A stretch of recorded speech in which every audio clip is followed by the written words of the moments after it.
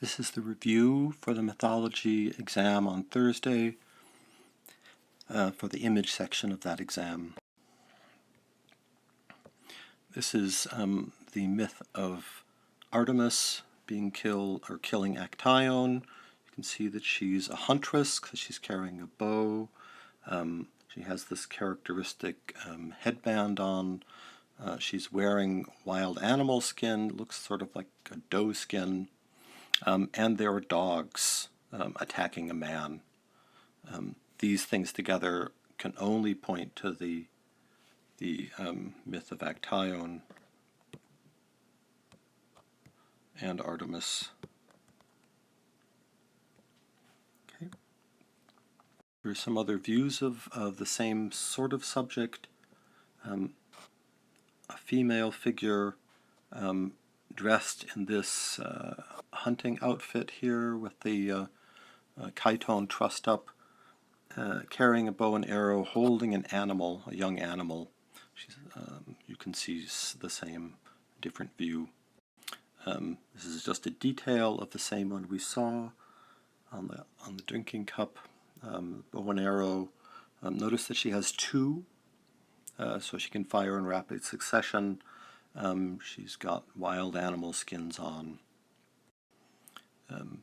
This is from a wall painting at Pompeii where you can't see the head at all of this figure, but you can see she's carrying a bow. You can see it's a she because she's got clothes on, and the male figures typically don't. And the male figure, unclothed here, is being attacked by dogs, and there's looks like a stag in the background. Okay. On the exam, you'll just have the first image to look at. These other ones are just for to help out. Okay, this is Odysseus escaping from Polyphemus cave.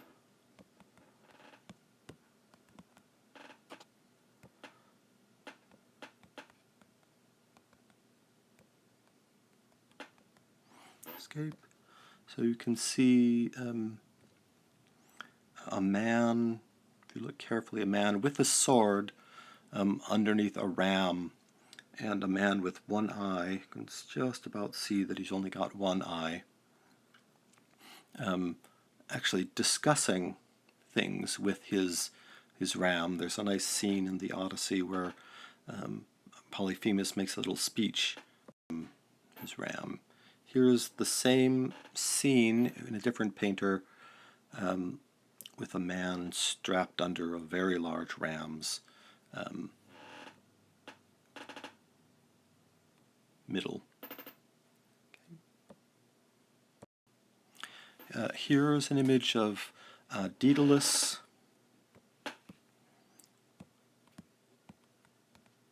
Daedalus and Pasiphae.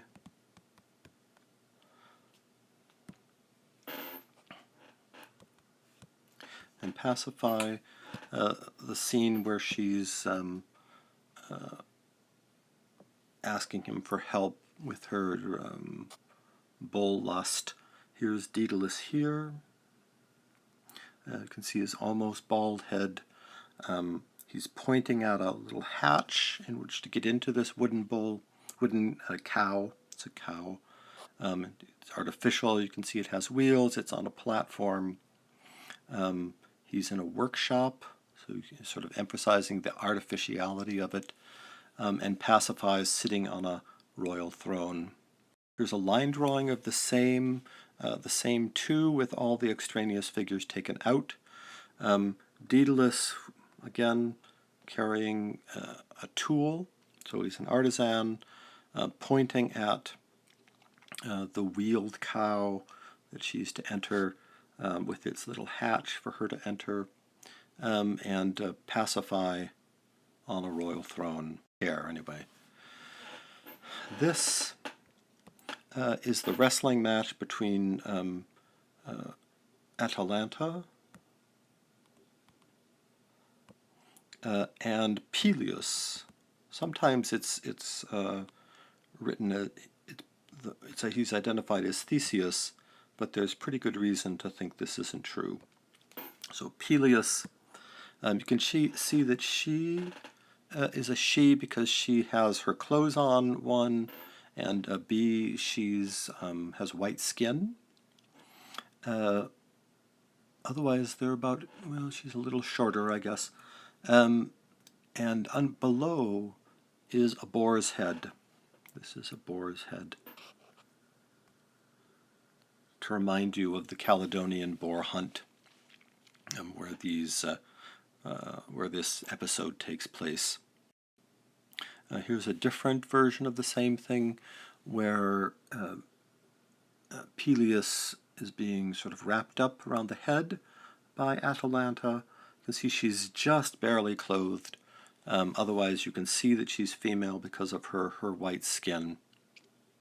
This is practice, so to speak, for Peleus, because later on he's going to marry the sea goddess Thetis, who's a shapeshifter,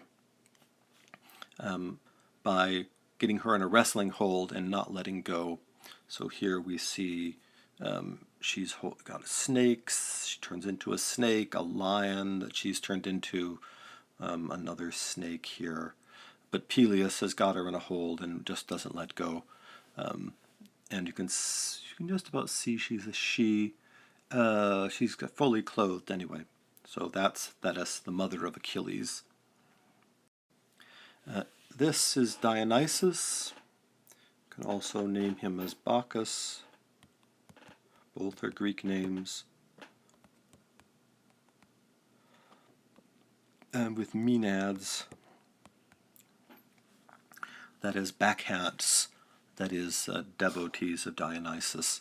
You can see he's got a crown of ivy leaves. He's got a very large drinking cup called a cantharos.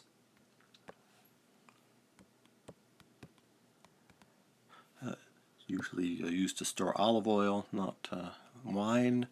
What else can you see in him? He doesn't have one other characteristic feature, but I'll show you that in a minute. The Maenads are carrying ivy wands. They have leopard skin that they're wearing, symbolic of their hunting prowess. As one of the drinking things, they make them stronger than wild animals, and they're showing him a rabbit that they caught that is also suggestive of sex. Here we have two other images of Dionysus, again with this huge cup, the cantharos. This one he's holding, you can't really see the bunches of grapes here, but you can see on this one the ivy leaves very clearly, wild animal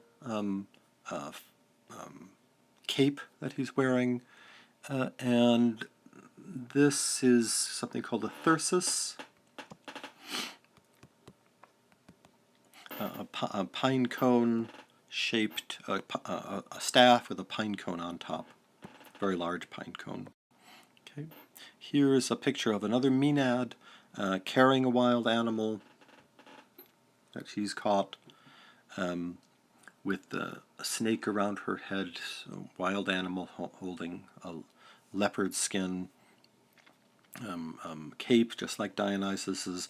And here you can see the thyrsus with a pine cone on top and a staff, a very long staff.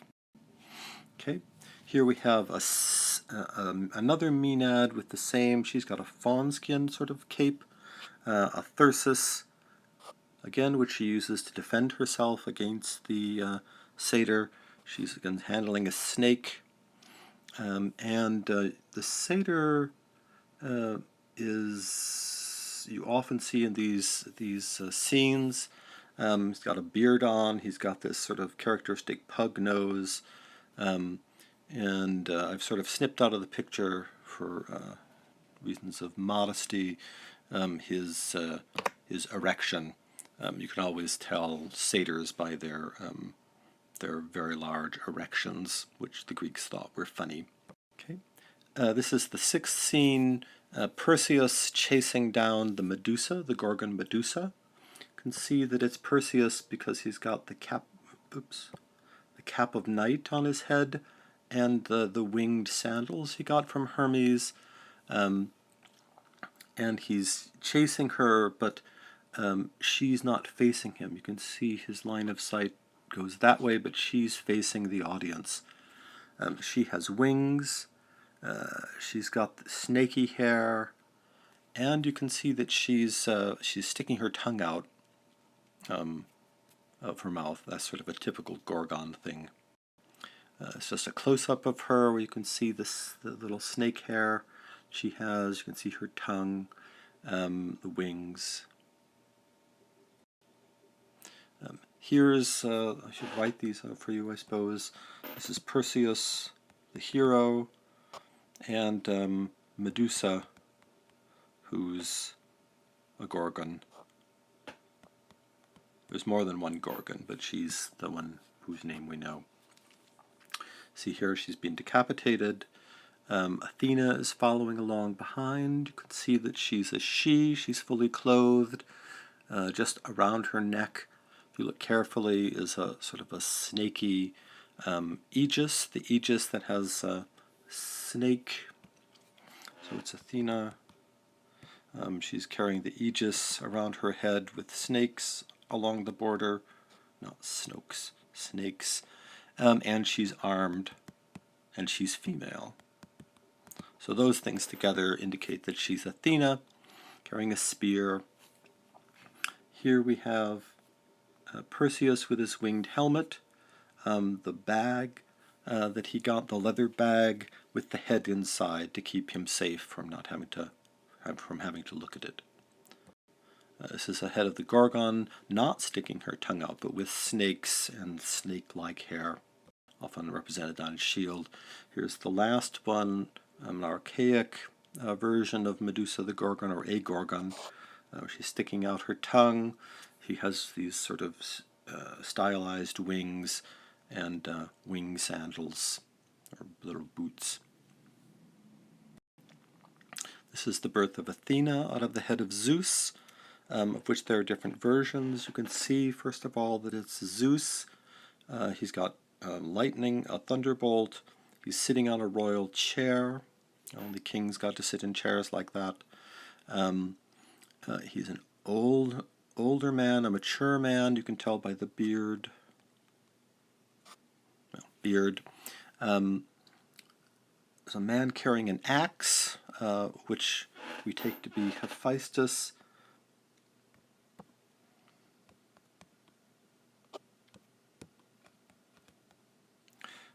Also called Vulcan. That's easier for you.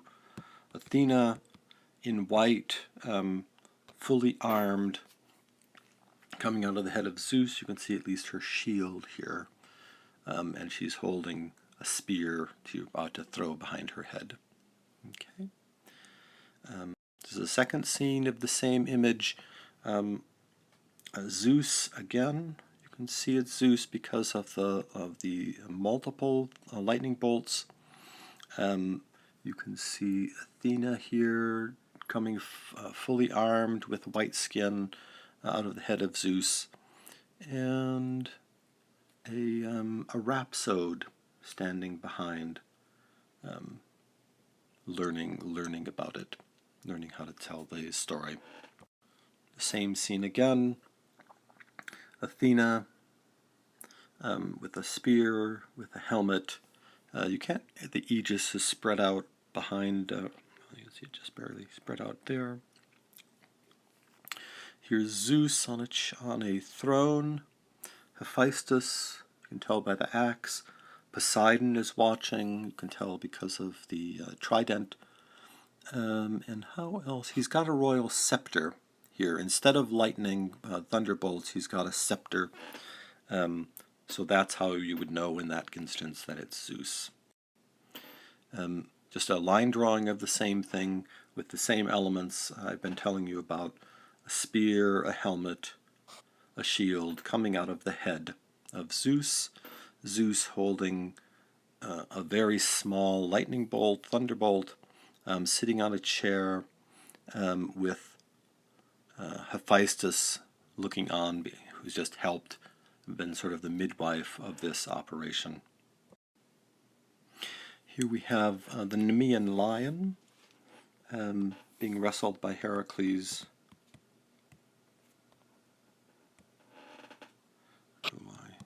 Doesn't like Nemean. Nemean lion. He has to wrestle it because it has impenetrable skin. He can't pierce it with weapons. You can see Athena is standing behind him, holding a shield with a helmet, white skin, and a spear, showing that she's a god. She's the goddess Athena, and you can see the lion here being wrestled by Heracles. He's supposed to strangle it, but he's getting there, I guess. Here's his club being held by someone else, or else this is Heracles on the way to wrestling, and here is him actually wrestling. Just a detail where you can see the poor lion putting his paw over the top of Heracles' head.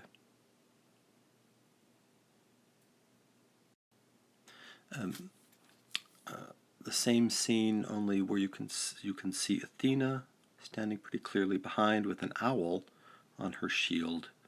An owl is the icon of Athena. Okay, so there he is. The same scene again. A man wrestling a lion. How can you see he's got his bow and his club. Heracles is noted for his primitive weapons, so he uses a club. The bow and arrow that didn't work on the lion are being held by someone else. Athena is watching from behind. Okay. This is a characteristic view of Heracles after the Nemean lion hunt. You see he's got a lion's skin over his head, usually coming up on top like a kind of hood, sort of like this goofy guy here. So yet another example. Athena is standing on the left in this example, though.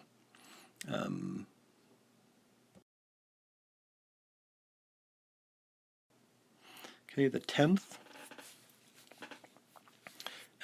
This is Oedipus. And the Sphinx, who's telling him a riddle.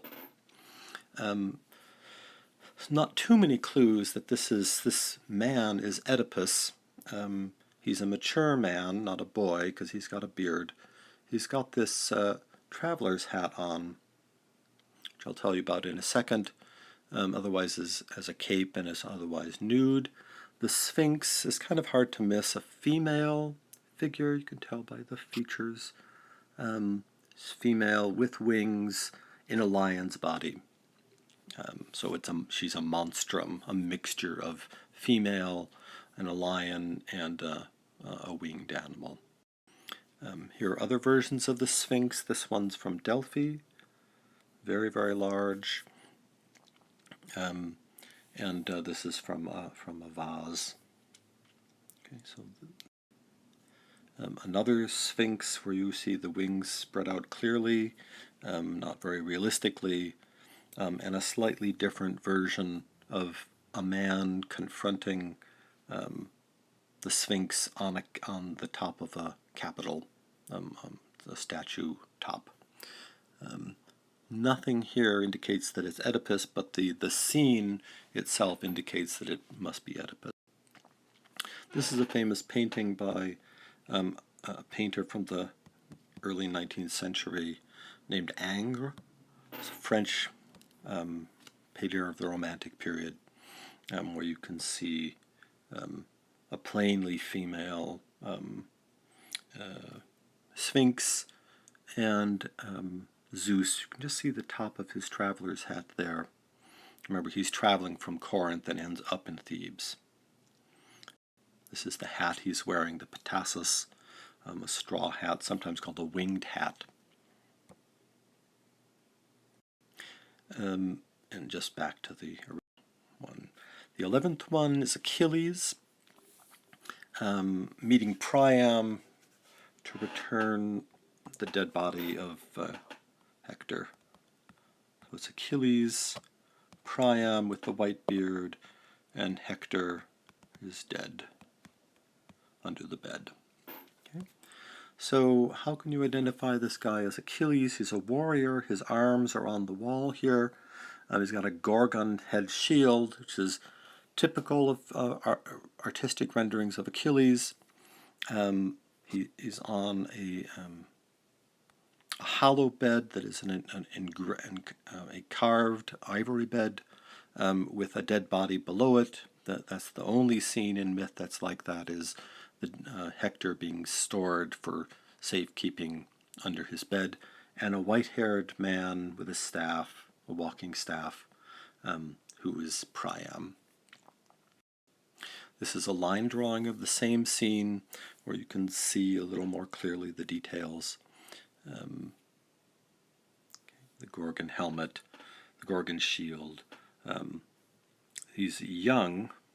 Achilles is mostly represented as young, that is beardless. Not always, but most times. The same sort of scene. Weapons not being worn. This time bearded Achilles. Body under the bed, and a man begging him, who's just bearded and a little bit balding, but it fits the same scene. Okay. The 12th scene is the contest between Athena, this is Athena here, and Poseidon, to be the patron of Athens. You can tell it's a Poseidon by the trident, and he's an older god, a mature god, because of his beard. Apollo doesn't have a beard, so you can rule out Apollo on the fact that he has a beard. It has to be Athena because of her white skin, for example, her helmet, her spear, and that she's wearing the aegis of Zeus. The same scene, a reconstruction this time from the east pediment of the Parthenon, which we have only in fragments. This is a complete reconstruction on the Parthenon in Nashville, Tennessee, where you can see Athena with her helmet on and her spear, and Poseidon with his trident, them battling. This is a more typical view of Athena. This is the mourning Athena, where she's mourning in front of a grave stele here, with the helmet pushed back, and a spear. Here is a cameo of the same scene where Athena, with her helmet, is showing off her gift to the Athenians, which is this olive tree. Olive trees have this characteristically sort of gnarled, twisted trunk. Okay. And Poseidon, if you could see, is holding a trident here. Okay.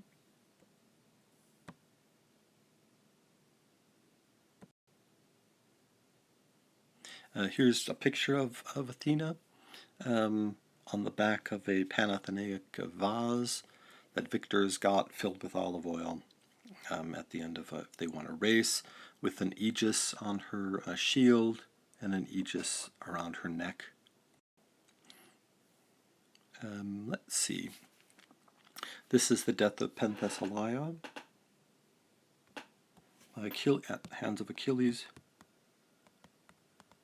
Penthesilea and Achilles, where she, the queen of the Amazons, comes to help the Trojans, and is defeated and killed by Achilles. Another view of the same scene where you can just see the beginning of her name, Pen, there. See that she's female, she's in full armor, she's riding a horse, which Athena would never do, and because horses go with Poseidon, not with her. and a man on a horseback attacking her with a spear. This is obviously a lot of artistic license. There's nothing in the Iliad showing the Greeks riding on horse, but there you go. Here another version of the same scene of a nude man, that is Achilles, about to, well, he's wounded her there, but is about to kill the Amazon Penthesilea. The cap that she's gone is a kind of Scythian Persian cap, so she comes from the east is all that's trying to say. So that's number 13. This is the last one where Achilles, with a beard this time, is carrying off a dead woman from the battlefield.